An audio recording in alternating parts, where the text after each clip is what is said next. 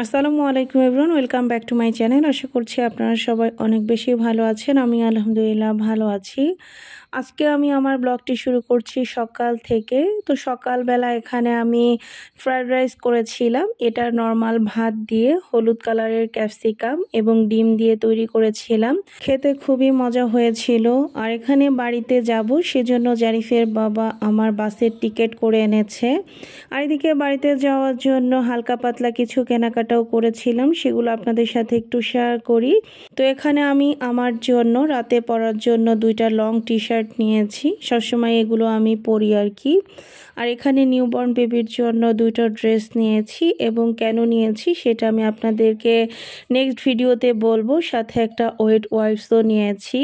আর এই ওয়েট ওয়াইপসটা কিন্তু কিডস্টারের ছিল। এটা হচ্ছে গিয়ে আরএফএল কোম্পানির, আপনারা ব্যবহার করে দেখতে পারেন, অনেক ভালো হবে। আর এখানে একটা লাক্সের বডি ওয়াশ নিয়েছিলাম। লাক্সের এই বডি ওয়াশটাও আমার কাছে বেশ ভালো লাগে।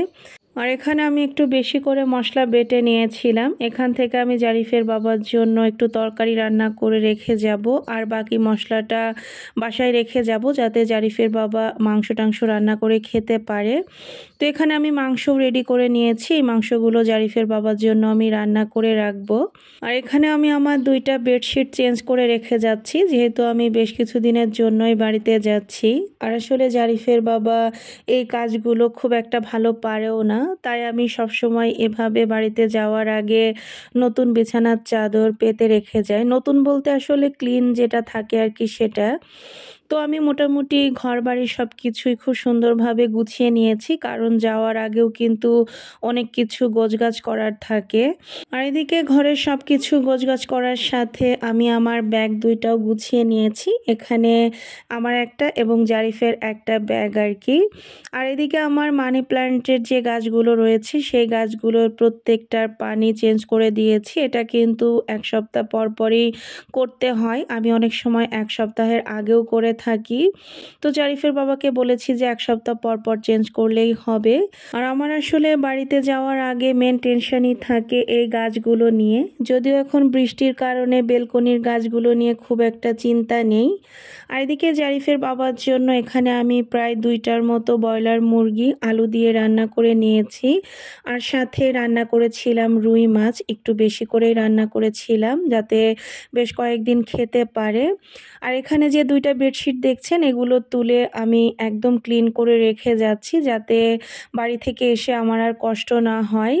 এছাড়াও আরও এক্সট্রা বেডশিট আমার নোংরা ছিল, তো সেটাও আমি ক্লিন করে রোদে নেড়ে দিয়েছি।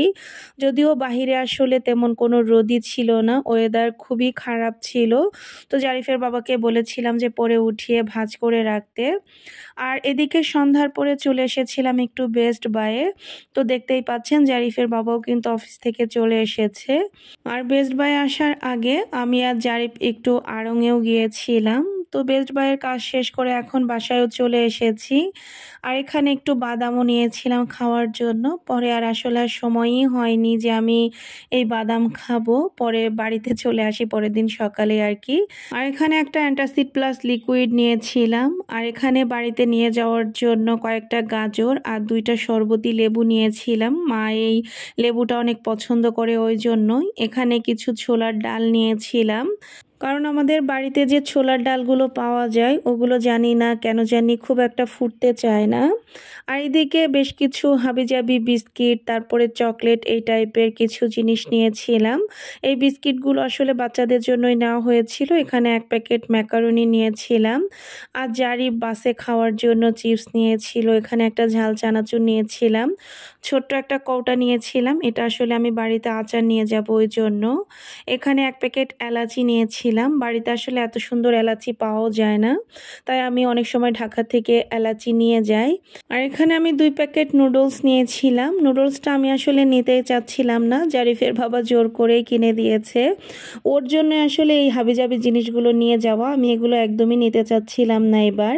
আর এখানে আমি কয়েকটা গ্লিটারও নিয়েছিলাম। গ্লিটারটা অবশ্য কাজে লাগে। একটা ম্যাক্স কলা নিয়েছিলাম গাড়িতে খাওয়ার জন্য।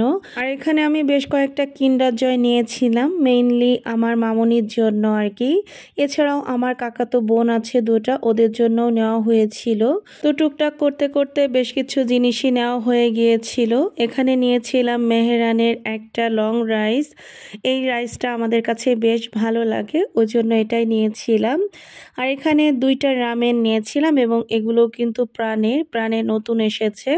আরও নিয়েছিলাম 1 প্যাকেট রাজমা, তারপরে কয়েক প্যাকেট স্যুপ, তারপরে 1 প্যাকেট ছোলা বুট, আরও 1 প্যাকেট টোস্ট নিয়েছিলাম। তো এগুলোই ছিল কিছু গ্রসারি কেনাকাটা। আর এখানে আড়ং থেকে কি নিলাম সেগুলো আপনাদেরকে একটু দেখিয়ে দিচ্ছি।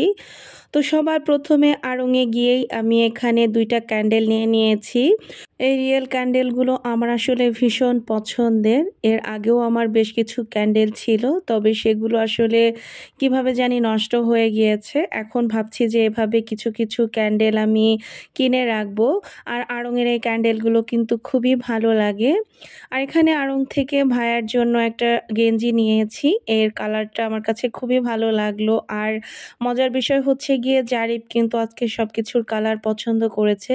সে তার মামার গেঞ্জির কালারও পছন্দ করেছে এবং বোনের জন্য এই ড্রেসটাও সে নিজেই পছন্দ করেছে এবং ভাবলাম যে জারিফের পছন্দে আজকে নেই। এবং এখানে আমি নিউবর্ন বেবির জন্য একটা নিমা সেট নিয়েছি।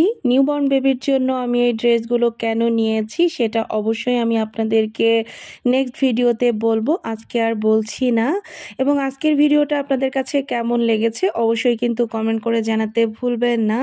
তো আজকের ভিডিওটা আমি এখান থেকেই শেষ করছি। সবাই ভালো থাকবেন, সুস্থ থাকবেন, আমাদের জন্য দোয়া করবেন। আল্লাহ হাফেজ।